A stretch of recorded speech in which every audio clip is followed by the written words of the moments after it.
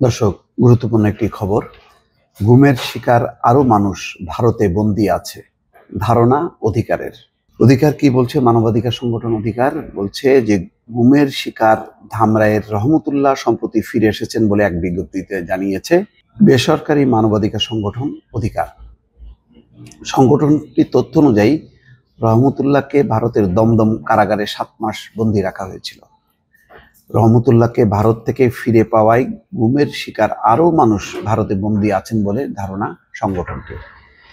রোববার অধিকারের এক সংবাদ বিজ্ঞপ্তিতে এই কথা বলা হয়। বিজ্ঞপ্তিতে বলা হচ্ছে 2023 সালের 29 আগস্ট ধামরাই নিজ বাসা থেকে র্যাব দ্বারা গুম হন বৈদ্যুতিক মিস্ত্রি রহমতুল্লাহ। তার পরিবার র্যাব কার্যালয় সহ আইন শৃঙ্খলা রক্ষাকারী বাহিনীর বিভিন্ন কার্যালয়ে সন্ধান করলেও তাকে তুলে নেওয়ার বিষয়টি অস্বীকার করা হয়। অধিকার জানিয়েছে, গুম হওয়ার পর প্রায় 9 মাস বাংলাদেশের বিভিন্ন স্থানে রহমতুল্লাহকে চোখ বেঁধে রাখা হতো এবং ভয়ভীতি দেখানো হতো। এরপর তাকে ভারতে নেওয়া হয়। সেখানে অবৈধ অনুপ্রবেশের দায়ে তাকে দমদম কারাগারে বন্দী করে রাখা হয়। শনিবার রাতে ভারতীয় সীমান্তরক্ষী বাহিনী মহানন্দা নদী দিয়ে রহমতুল্লাহকে বাংলাদেশ সীমান্তে পুশিন করে। বাংলাদেশে ফিরে আসার পর এলাকার লোকজনকে জিজ্ঞাসা করে তিনি চাঁপাইনবাবগঞ্জের গোমস্তাপুর থানায় যান। গোমস্তাপুরের রহনপুর পুলিশ তদন্ত কেন্দ্রের ইনচার্জ মোহাম্মদ ফজলে বারী রহমতুল্লাহর পরিবারের সঙ্গে যোগাযোগ করেন। পরে রহমতুল্লাহকে পরিবারের কাছে হস্তান্তর করেন। বিজ্ঞপ্তিতে অধিকার বলছে যে 2012 সালে 5ই নভেম্বর ঢাকার আন্তর্জাতিক ট্রাইব্যুনাল চত্বর থেকে ডিবি পুলিশ দ্বারা অপহৃত হন সুখরঞ্জন বালী। পরবর্তীতে তাকে ভারতের দমদম কারাগারে পাওয়া যায়।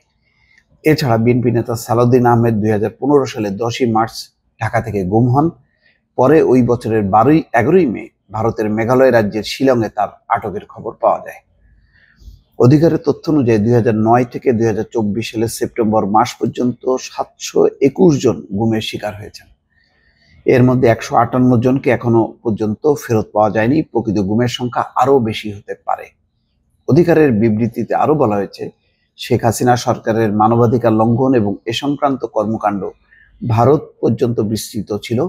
বাংলাদেশ থেকে গুম করে ভারতে নিয়ে যাওয়ার ঘটনাগুলো সেটাই প্রমাণ করে। অধিকার মনে করে, বাংলাদেশ সরকারের পক্ষ থেকে ভারতের কারাগারে বন্দী সব বাংলাদেশিদের তথ্য যাচাই করা প্রয়োজন।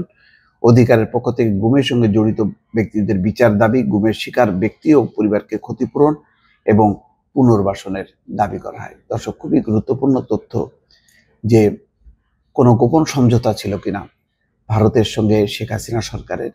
মানে বাংলাদেশে অনেককে গুম করা হবে, গুম করার পরে তাদেরকে ভারতে ঠেলে দেওয়া হবে, ভারতে অবৈধ অনুপ্রবেশের দায়ে তাদেরকে কারাগারে রাখা হবে। তার মানে বাংলাদেশ গভর্নমেন্ট সরকারকে সেই ব্যক্তির দায়িত্ব নিতে হলো না, মামলা নিতে হলো না, আর অবৈধ অনুপ্রবেশের দায়ে তাকে বিনা বিচারে বা বিচারে ভারতের কারাগারে থাকতে হচ্ছে। এরকম কোনো অ্যারেঞ্জমেন্ট ছিল কিনা এটা খতিয়ে দেখা দরকার। এবং এখন সন্দেহ ঘনীভূত হচ্ছে, গুম বিষয়ক যে কমিশন করা হয়েছে সেই কমিশনের রিপোর্টও কিন্তু এরকম বেশ কয়েকটি ঘটনা তারা তুলে ধরে বলছে যে গুমের শিকার ব্যক্তিদের কেউ কেউ এখনো হয়তো ভারতের কারাগারে আছে। দর্শক, এটা ব্যাপারে স্বরাষ্ট্র মন্ত্রণালয়কে উদ্যোগ নিতে বলা হয়েছে, যাতে তারা ভারতীয় কর্তৃপক্ষের সঙ্গে যোগাযোগ করে। দর্শক, ভালো থাকবেন। আল্লাহ হাফেজ।